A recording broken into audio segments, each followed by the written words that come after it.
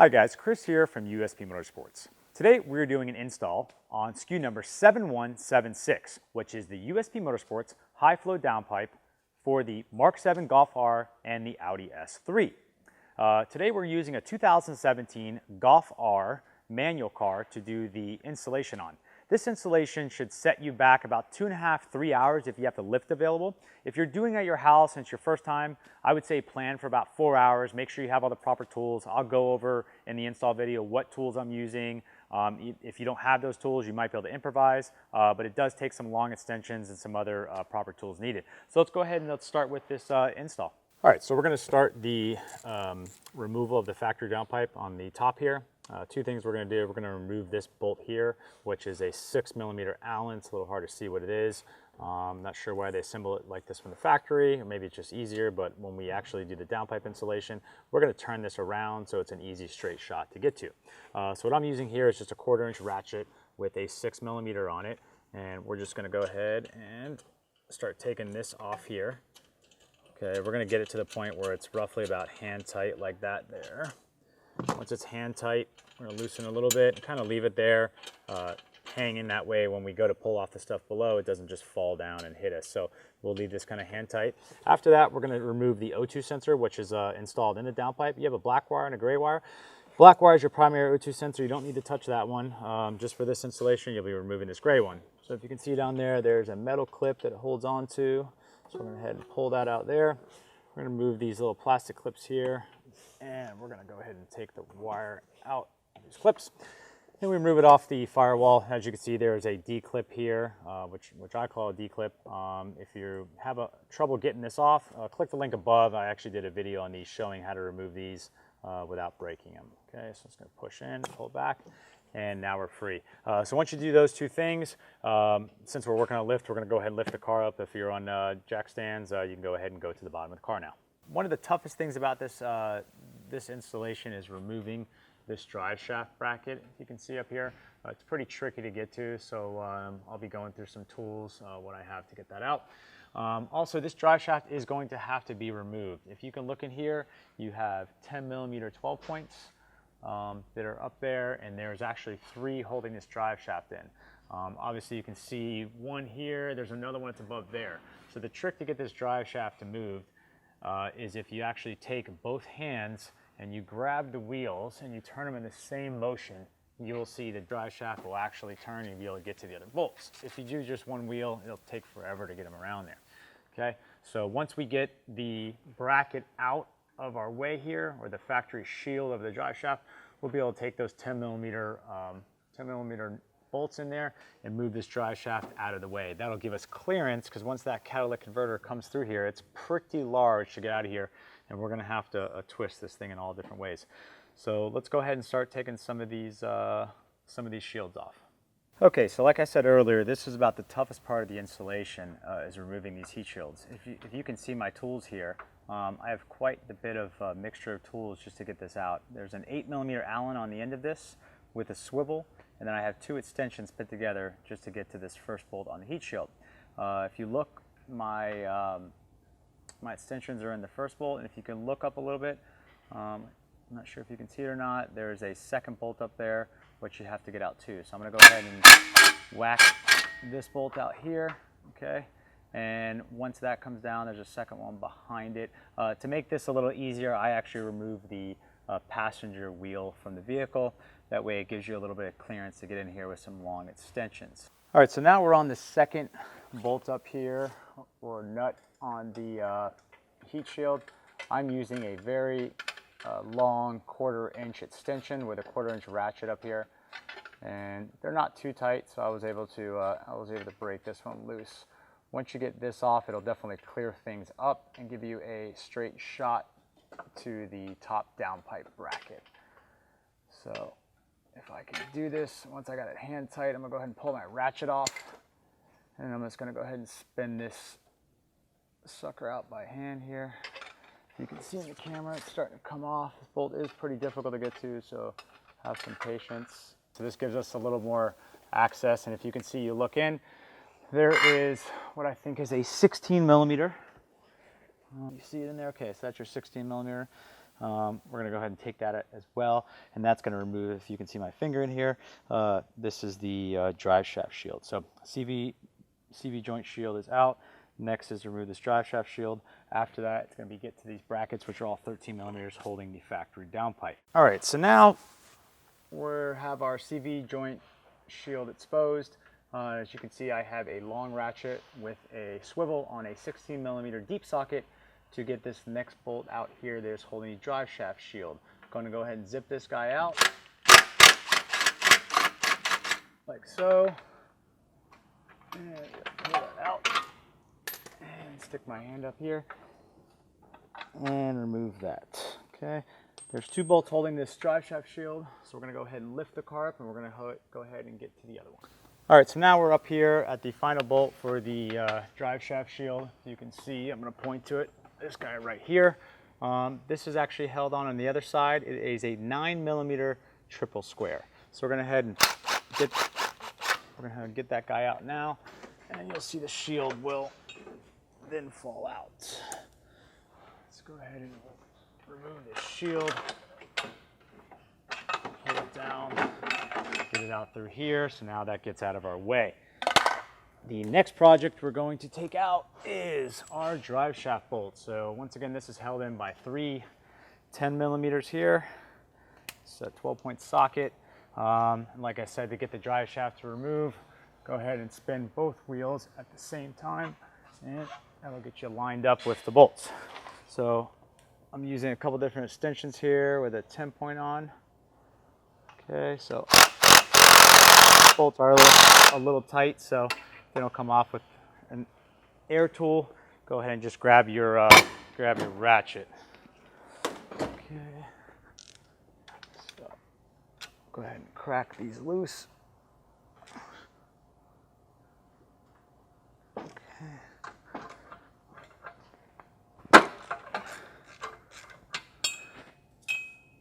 Crack them loose by hand, and then you can go ahead and take your gun to get them out. The drive shaft will move, so.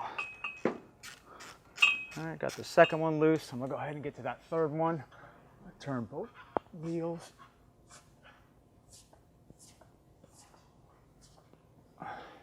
You can actually hold one wheel and turn the other two, that works. So now we're gonna see if we can break this guy out.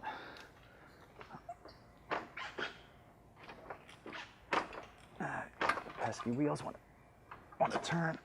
Okay.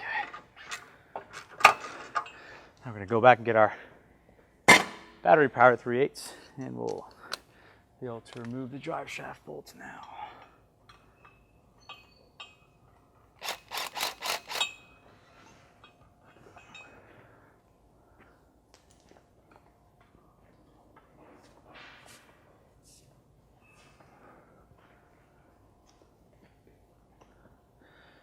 Okay, second bolt out, and one more, and that drive shaft will get out of our way, give a lot more access to the downpipe area.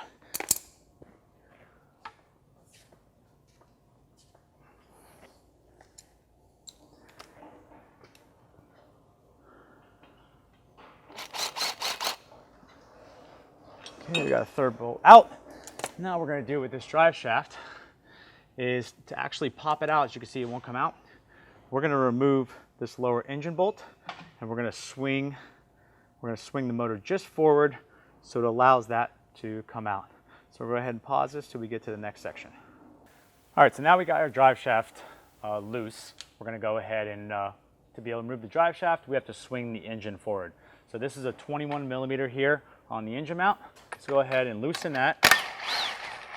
Take it completely out. All right, so once you got your drive shaft loose and you got your motor mount bolt out, 21 millimeter, go ahead and take a pry bar, and you're going to put it under the transmission, and you're going to pry the motor as far as you can forward till that drive shaft starts to come loose. You're going to put it all the way in the upper corner here and let go of the motor. That way the drive shaft is out of the way. Gives you a clear shot to get the downpipe out this way. All right, so the next thing we're going to do is we're going to go ahead and loosen these 13 millimeters, and then we're going to move up to actually get the downpipe bracket out. 13 millimeters out here. It gives us the action there. And let's go ahead and take this back sleeve off, which you want to just get it loose enough. You don't have to take it fully off, so it'll just allow you to slide it back. Okay, so I'm not going to go ahead and slide it back now. I'm going to leave it like that so it doesn't fall out on me. And then once I have it loose so it can slide like that, I'll just leave it like that. I'm going to go to the top. I'm going to take that hand bolt out of the V-band, and then I'll come back down here and we'll slide this out, and you can see me snaking this downpipe out. All right, so I got our top clamp off, our V-band clamp on the top of the engine bay. So once I went ahead and removed that, we're going to go ahead and remove this sleeve here, and then we'll be able to lower the downpipe. And this thing comes out, the factory downpipe flex is very, very, very flexible. It's like a slinky. So you got to kind of twist this thing to get it out. For guys that are doing this on the floor, I will say it's definitely a task because you have to spin this downpipe around. As you can see, I'm struggling a little bit on the lift, and you can see how I have it coming out right now. It should not damage the O2 sensor. If the drive shaft's in the way, just remove it a little bit. But one thing you want to make sure you don't damage is the O2 sensor, which is still in the pipe. So if you have a friend to help you hold the drive shaft, it would probably help. But I think I might be able to do it by myself. Okay. Like I said, be careful not to damage the O2 sensor. And as you can see, that is out. Okay. Now we're going to go ahead and we're going to remove our O2 sensor. The only thing we're going to reuse from this factory downpipe, this is a 22 millimeter or 7/8. Okay. See here. Okay. I have to hold it. Get a little torque on there. It's best if you're putting this back in. You can use a little bit of anti-seize on the threads. It's always good to use on there that way, especially for the guys up north. This doesn't seize in if you ever want to remove your downpipe. So that concludes getting the factory downpipe out. And now we're going to move to installing the USP Motorsports CAT downpipe. Before I leave, on this note, I do want to show what the bracket looks like that holds the downpipe in. So it is not necessarily to remove. If you look up in here, there's two 13 millimeters behind it, if you can see up here, that you can go ahead and remove, and that pulls it out. But if it's a lease vehicle, or you might want to put it back to stock. So once we figure out if we're going to keep the bracket or not, next thing we're going to do is we're going to take our two 13 millimeters that hold this factory mount kit in. We're going to go ahead and just hand thread those in. We're not going to tighten them yet because we want to leave everything loose until we're able to actually get it all positioned where we want it. Okay. Next thing after that, we're going to take our mounting that came with the USP Motorsports downpipe. And if you have some lube or Windex or anything like that just to help you get this in, sometimes it's easier just to spray that. You're just going to push against it and go ahead and slide that in there. So everything's kind of loose now, just hanging in there. Next, we're going to pick up the front section of our downpipe. This is a two or three-piece section actually with the back adapter. So we're going to put our downpipe in there. Easiest way to do it, put it up faceward this way here.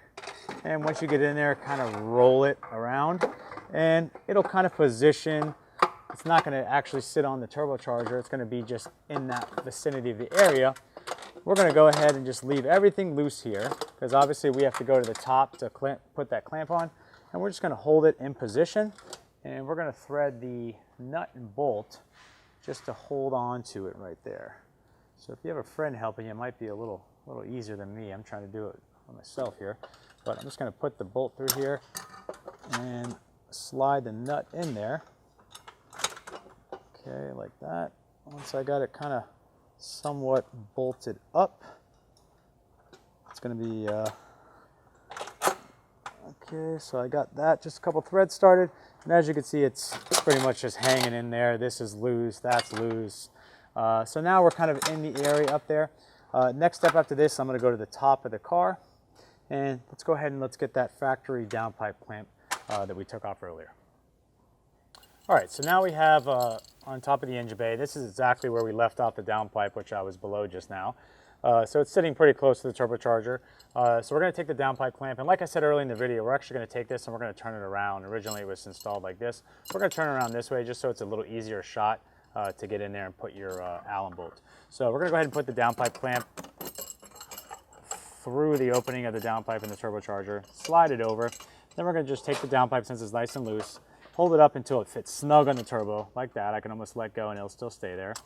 Should have a nice fit to it. And then we're going to go ahead and we're just going to hand tighten the 6mm Allen into the factory V-band clamp. Now, you want to just get it hand tight and put it in position so where it's a nice straight shot. I'm using a long 1/4 inch for the 6mm here, so that's about the position I'll do it. I'm not going to tighten this. I'm just going to go ahead and hand tighten it for right now, because you'll see why in a minute why this is important to leave it loose. So now that's hand tight, that's in position. As you can see down here, there's some stuff you want to make sure that you clearance. There's the ABS control module right here. So you want roughly about a finger gap. Right now it's a little bit tight, but everything's loose down there. I haven't adjusted everything. So the reason of leaving this loose is therefore when we tighten everything down there, we can put the flex pipe exactly middle in the tunnel with the adjustment. And therefore this will be the last thing we're going to tighten on this project. So we'll do everything on the bottom, and then right after that we'll line everything up. We'll come up here and we'll confirm the fitment is nice and clear here, and we're going to go ahead and we're going to tighten this down, and that'll finalize your project, as well as we're going to be plugging in the rear O2 sensor, which comes with an extension piece. So let's go ahead to the bottom and let's finish up putting on the mid-pipe. Okay, so now we're down back at the bottom of the car. First thing we're going to do is we're going to go ahead and tighten these 213s, which I already did. I still have this bracket bolt still loose in there. So what we're going to do is we're going to put on the midsection that has the high flow CAT in there, okay? And also this car is using a factory exhaust system. So our downpipes come with this reducer that if you are using a factory exhaust system, if you're using a 3-inch system, it's just going to be 3-inch at the backside. So depending on what brand system you have, you can modify it to slip over the existing 3-inch, okay? So what you can do actually saves a little bit of time. You can actually take the reducer and go ahead and just slide it over the pipe, so you kind of already have that out the way, okay, just like so. So once I put this in, the O2 sensor bung here is actually going to face to the driver's side of the car, if you can see that, okay? So I'm going to go ahead, and since it's not completely tight yet up front, go ahead and just slide it over here. And as I'm sliding it over, I just twist it a little bit. So you can see the O2 sensor is facing that way. Now I'll come to the back of the car here, and you can see the fitment of going to the stock exhaust right there. So you can just go ahead and take your sleeve and slide it over just like that. You can go ahead and position your clamp in there. You know, it's best to position it so it's up here, away from, so it's not the lowest point of the car. So I'm just going to leave all this stuff loose in here. I'm going to go back to the front and start making some adjustments. One of the most important adjustments you can actually make is right here on this flex pipe. As you can see, this flex pipe is sitting against that heat shield right now because of course it's sitting here loose. So the first thing you need to do is actually try to get this adjustment right, okay? So it helps if you have a friend so he can kind of manipulate the top because he has leverage to pull it back and forth, and then you can say, okay, it's 100% where it needs to be, go ahead and tighten it. If you don't have a friend, it's a little bit more difficult, so you can try to manipulate it as much as possible by lifting it up here and then tightening this bolt. Fortunately, I do have a friend here with this installation, so he's going to be up top telling me exactly where it needs to be, and I'll tell him, hey, that's where it needs to be, and he'll tighten it. Okay, so moving on to these clamps here, these are pretty straightforward. These are just a 15mm. We'll go ahead and grab a 15. We'll tighten those down, as well as the back 13mm.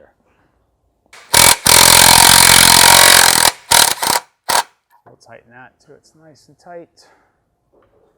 Okay, and then this one here. Actually, what I'm going to do here, just because I had the clamp on, I'm going to twist the clamp around so it's a little easier to get to, like so. And then we'll go ahead and tighten that one up. Just make sure you clear the, make sure you're clearing the drive shaft there. And the factory clamps are 13mm. So I'm going to go ahead and I'm going to tighten those as well.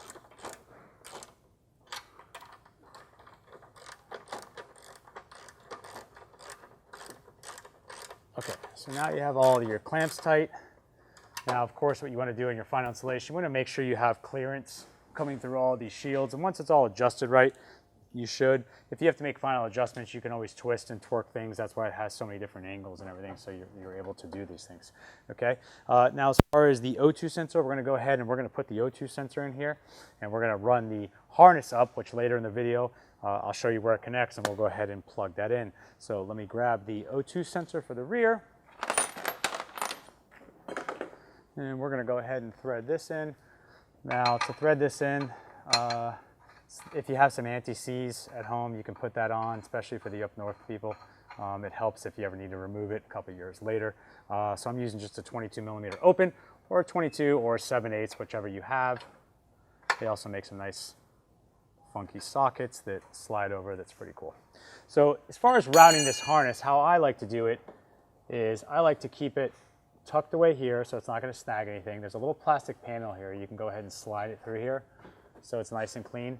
And then we're going to take our harness, which I started pushing up in here, right here. I started shoving it through this, this panel here. So what you want to do is pull this panel down a little bit so you can start fishing it through there, okay? And then you can actually take it, make sure there's no debris in there, make sure those are clean. Go ahead and plug your rear O2 sensor in. Make sure you hear that clip. And then you can go ahead and shove this up as far as you can. Put it under the panel like this, and then I just bend the panel back. Tuck it up as far as I can, and then I just take the panel and push it away. So that way that harness is out of the way, looks pretty clean. And then what I'll do is I kind of ran it up here just a little bit. Once I get to the top, I'll reach down there, grab it, and plug it into the firewall. Okay, so at this point here, you have the downpipe. Everything's essentially done besides just our final adjustment here. But I'm actually going to do that. Now keep in mind, this is pretty important when you're doing that final adjustment. So earlier we took this engine mount out to be able to move the drive shaft, okay? To get this final adjustment right, you have to put this back in. If you forget and you don't have this in and you're trying to adjust it, you're gonna notice when you go to put the motor back in to put that bolt, your adjustment is going to be completely off. So I've made that mistake myself, not paying attention, and I've been trying to adjust the downpipe. I'm like, this darn thing doesn't fit, and it's just because I didn't have the motor mount bolt in. So keep in mind when you're doing the final adjustment, you do need to have that motor mount bolt in. Obviously, to get the drive shaft back in, though, you have to have that loose to put the drive shaft back in. And then, of course, after you put the drive shaft back in, you're going to put your drive shaft cover back in, and as well as your CV joint cover. And after this is all complete, we're just going to go to the top, and we're going to do all the finalization of that. All right, so now we're going to finalize our installation here. Now we're back to the top of the car. Earlier in the video, I passed up a wire harness for this is an extension harness for our rear O2 sensor. So we're going to go ahead and plug that into the D connector here. Make sure it's free of debris actually each side, okay. We're going to plug it in, go ahead and connect it to the firewall.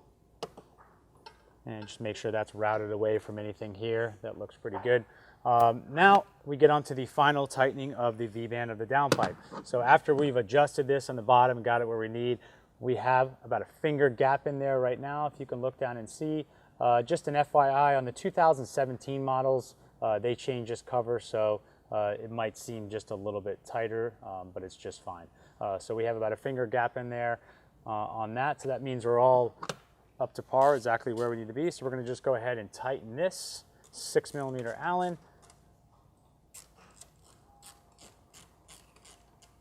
And it doesn't have to be super tight. As soon as you get it nice and snug, these clamps are pretty nice. You don't need to crank on it like crazy. I'm just using a 1/4-inch ratchet. That's fine. And that's it. That completes your downpipe install for USP Motorsports SKU number 7176. Hopefully this video was helpful for the guys doing it at their houses. If there's any other questions you have, please leave some comments on the YouTube channel, and thanks for watching our videos.